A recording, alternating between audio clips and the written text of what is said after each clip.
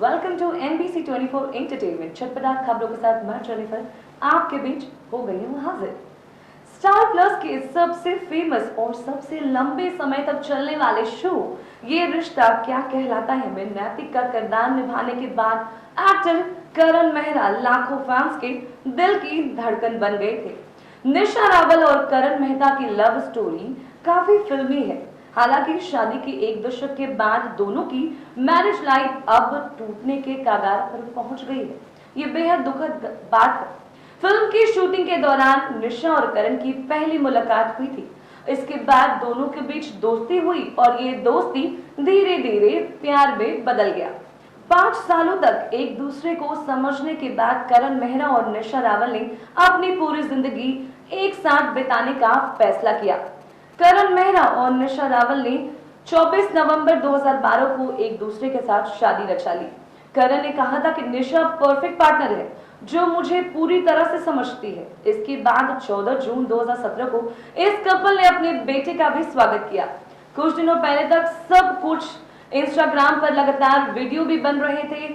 निशा और करण के वीडियो को देख उनके फैंस कभी सोच भी नहीं सकते थे कि दोनों के बीच कुछ ऐसा भी हो सकता है। फिलहाल दोनों के बीच के विवाद की सच्चाई क्या है ये तो वही जानते हैं।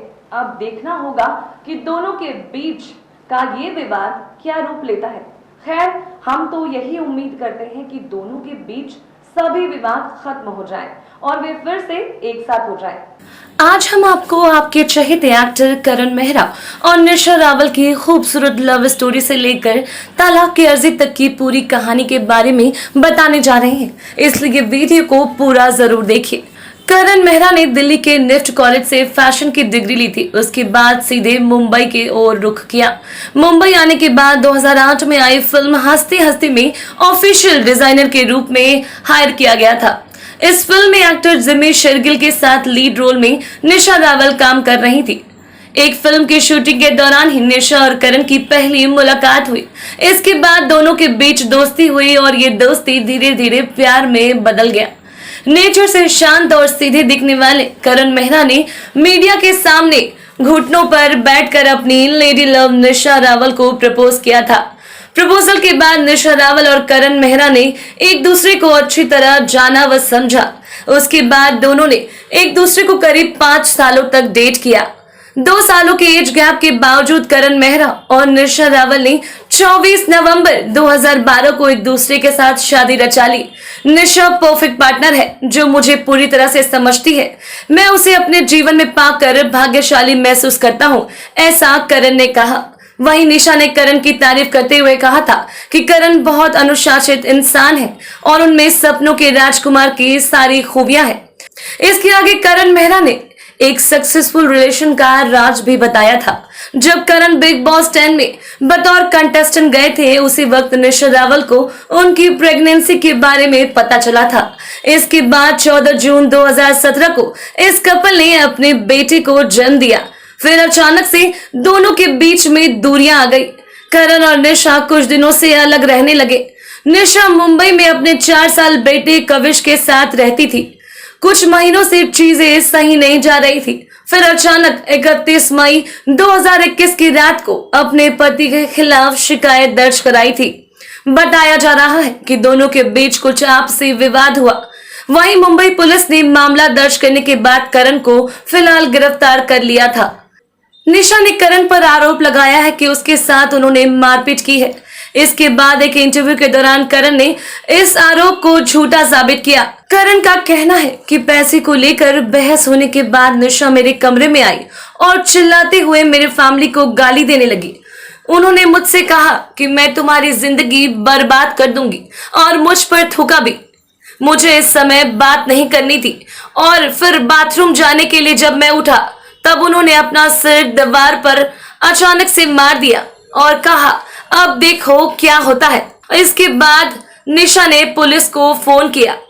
करण का मानना है कि निशा रावल तलाक के बाद उनसे ज्यादा रकम मांग रही थी और करण उन्हें देने के लिए तैयार नहीं थे। तो आप सबका रिश्ता मुझसे इतने सालों से रहा है, मेरे साथ, करण के साथ, सबके साथ है। इट्स एक्सट्रीमली एम्बैरेसिंग कि आज हमें इस तरीके से मिलना पड़ रहा है बिकॉज अभी तक हम रेड कार्पेट्स में मिले हैं।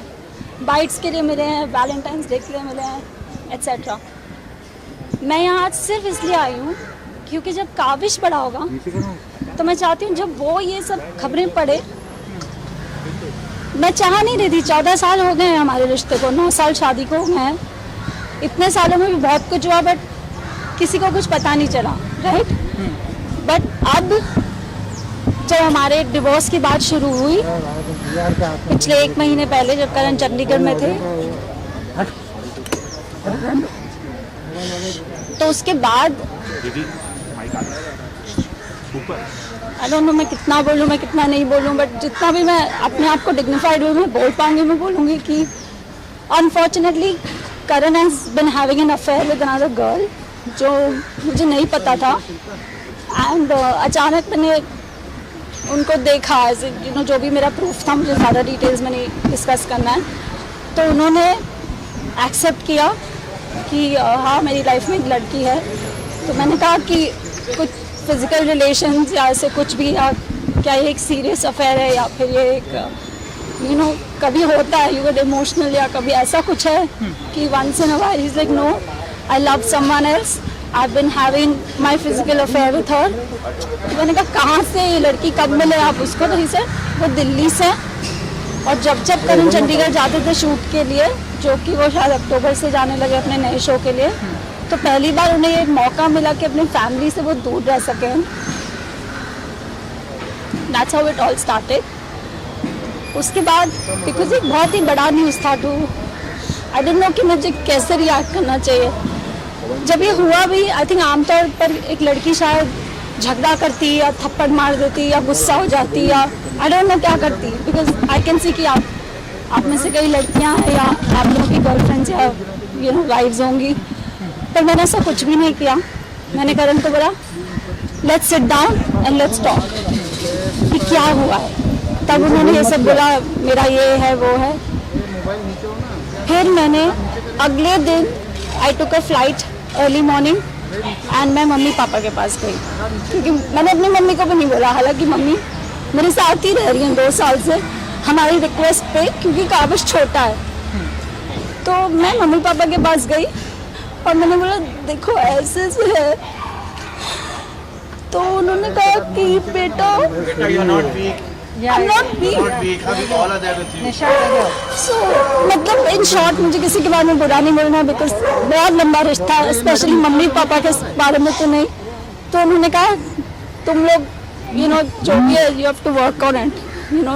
मम्मी ने बोला कि तुम you know you're a woman, I understand it will be difficult but you have to work on it. तो मैंने कहा अगर करण सॉरी बोलते हैं या वो चाहते हैं कि मैं वर्क करना चाहता हूँ इस रिश्ते पे या यू नो, तो ठीक है, you know we'll work on it. मैं वापस चली जाऊँगी। और करण भी बाय द वे आए थे मेरे साथ उस दिन, मैं चली गई थी और फिर वो एयरपोर्ट पे आ गए और वो भी आए थे मेरे साथ। हमारी बात हुई, सब हुई। लाइक आई सेड मुझे सपोर्ट नहीं मिला, मैं वापस आई।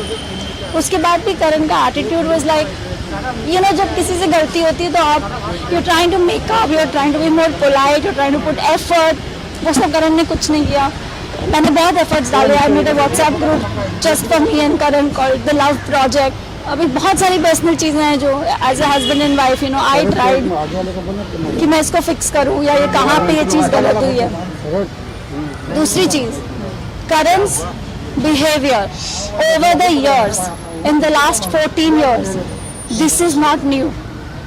Okay, उसकी नैतिक इमेज है या जो कुछ भी है, गुडी टू शूज जो भी इमेज बनी है, इट्स डिफिकल्ट। मैंने पूरी कोशिश की मैं उस इमेज को इंटैक्ट रखूं, बिकॉज हम सब एक्टर्स हैं, यू नो। ऐसे ये सब करके करियर्स पे इफेक्ट होता है और हमारा बेबी भी है अभी। तो मैंने कहा ठीक है, यू नो इट्स ओके। और हर बार करण कहते थे ओके आई एम सॉरी, मैं नहीं करूँगा, मैं नहीं करूँगा, मैं नहीं करूँगा। मैंने कहा कोई बात नहीं, तो ठीक है, यू नो।